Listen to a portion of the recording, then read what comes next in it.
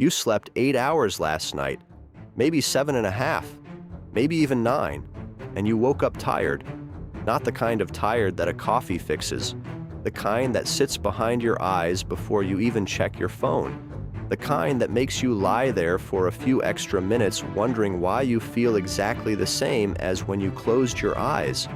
If this happens to you more than twice a week, you do not have a sleep problem. You have a sleep architecture problem. And those are two completely different things. Your body spent 8 hours doing something last night. The question is whether what it was doing was actually sleep, or just a very convincing imitation of it. In the next 12 minutes, I am going to show you exactly what happens inside your brain and body during a night of real sleep versus a night of fake sleep, and why the difference has nothing to do with how many hours you spent in bed. And the reason most people never fix this is because they are solving the wrong problem. We will get to that in exactly 3 minutes. Sleep is not a single state. This is the first thing most people get wrong. When you close your eyes and fall asleep, your brain does not simply go offline. It enters a sequence, a precise, repeating cycle that takes approximately 90 minutes to complete. And within each cycle, 4 distinct stages happen, each with a completely different biological function. Stage 1 and 2, light sleep. Your heart rate slows, your body temperature drops. This is where most people spend most of their night when something is wrong. Stage 3, deep, slow wave sleep. This is the stage where your brain flushes out metabolic waste, where growth hormone releases, where your immune system consolidates its defenses. If you skip this stage, your body does not repair itself overnight. Stage 4, REM sleep, rapid eye movement. This is where your brain processes the emotional content of your day, consolidates memories, and rehearses complex neural patterns. Skip enough REM, and you wake up emotionally flat, cognitively slow, and unable to access the full depth of your long-term memory. Here is the critical part, and this is what almost nobody talks about. You can spend 8 hours in bed and cycle through all 4 stages, and still wake up exhausted, because it is not the presence of these stages that determines how rested you feel. It is the proportion of time you spend in each one. And there are 3 specific things that are quietly destroying the proportion of your sleep right now. The third one will surprise you. So, what is destroying the proportion of your sleep? There are 3 mechanisms, and they operate so quietly that most people spend years, sometimes decades, never identifying them. The first, destruidor, adenosine det. Inside your brain right now, every waking hour that passes, a molecule called adenosine accumulates. Adenosine is your brain's sleep pressure signal. The longer you are awake, the more it builds. And when enough adenosine has accumulated, you feel the unmistakable pull towards sleep. Caffeine works by blocking adenosine receptors. It does not eliminate adenosine, it hides it. The molecules keep accumulating behind the caffeine blockade. And the moment caffeine clears your system, all that hidden sleep pressure arrives at once. This is why you can drink coffee at 2 in the afternoon and still feel a crash at 9 at night. But here's what happens to your sleep architecture when adenosine has been artificially suppressed all day. Your brain enters sleep in a state of accumulated debt. Too much adenosine arriving too fast. Instead of cycling smoothly through the 4 stages, the brain rushes toward deep sleep to clear the debt. REM gets compressed. Light sleep expands. You sleep 8 hours and wake up as if you had slept 5. The solution is not to stop drinking coffee. It is to understand that your last caffeine of the day is setting the terms of your sleep architecture that night, every single time. And caffeine is the most obvious one. The second destruidor is the one that almost nobody connects to sleep, and it is happening to most people right now. The second destruidor, cortisol after dark.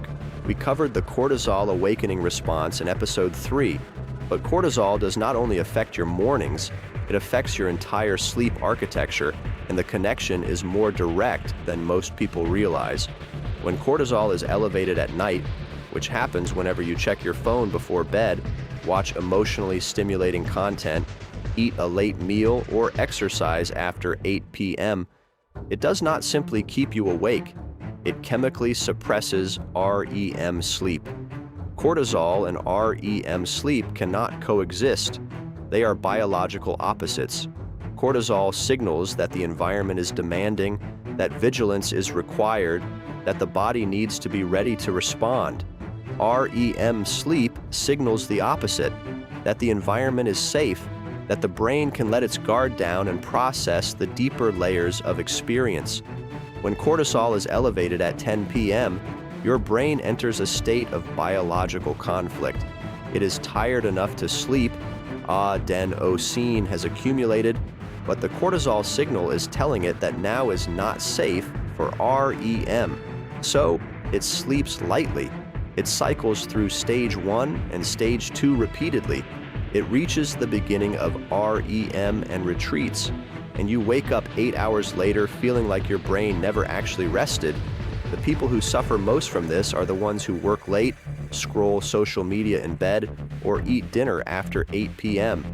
Every one of these behaviors generates a cortisol spike at exactly the wrong time.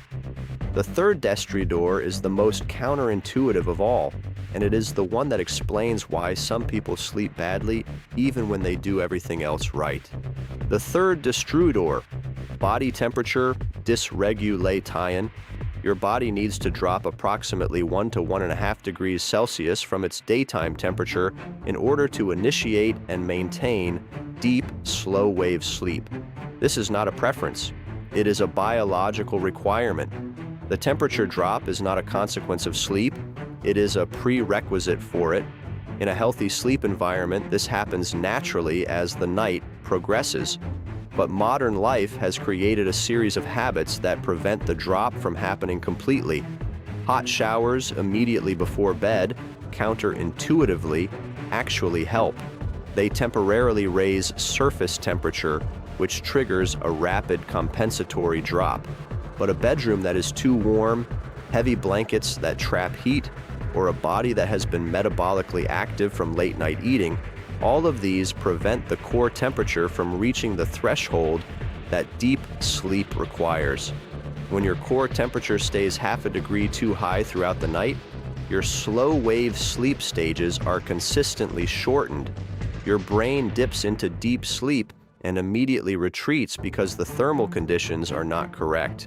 You spend the night in a shallow biological holding pattern, technically asleep, but not repairing, not rebuilding, not restoring. 3 mechanisms, all operating simultaneously, all invisible, all contributing to the same outcome: 8 hours in bed and an exhausted body in the morning. Here is what you are actually dealing with. You do not have insomnia. You do not have a broken sleep system. You have a body that is receiving the wrong signals at the wrong time and responding exactly as it was designed to. The adenosine is building correctly. The cortisol is responding correctly. The temperature regulation is working correctly. The problem is not the biology. The problem is the environment you have built around it. Screens after dark send light signals that suppress melatonin and elevate cortisol simultaneously, disrupting both the temperature drop and the hormonal conditions that REM requires. Late meals activate the digestive system and raise core body temperature at exactly the time both need to be declining. Caffeine after 2 p.m. creates an artificial adenosine debt that reshapes the entire architecture of that night's sleep. Each of these is fixable, not with supplements, not with sleep tracking devices, with timing. 3 timing changes that directly address the 3 DESCRIÇãOs.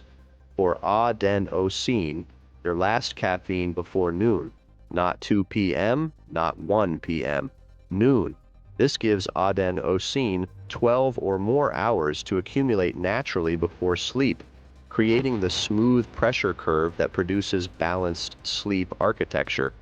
For cortisol, everything we covered in episode 3, no screens after 9 p.m., dinner before 7 p.m., the cortisol that determines your REM proportion tonight is being produced right now, based on every decision you make before you close your eyes. For temperature, your bedroom at 18 to 19 degrees Celsius, a warm shower 1 to 2 hours before bed, not immediately before, and if possible, feet outside the blanket. The feet and hands are the body's primary heat dissipation surfaces. Exposing them accelerates the core temperature drop that deep sleep requires. None of this is complicated. All of it is precise, and the difference between 8 hours of fake sleep and 8 hours of real sleep is entirely in the precision. Your body knows how to sleep. It has been sleeping for the entire history of your species. It just needs the signals to arrive in the right sequence, at the right time, in the right environment. Give it those conditions, and the exhaustion you woke up with this morning will start to disappear within 3 to 5 days. Not because you slept more, because you slept correctly.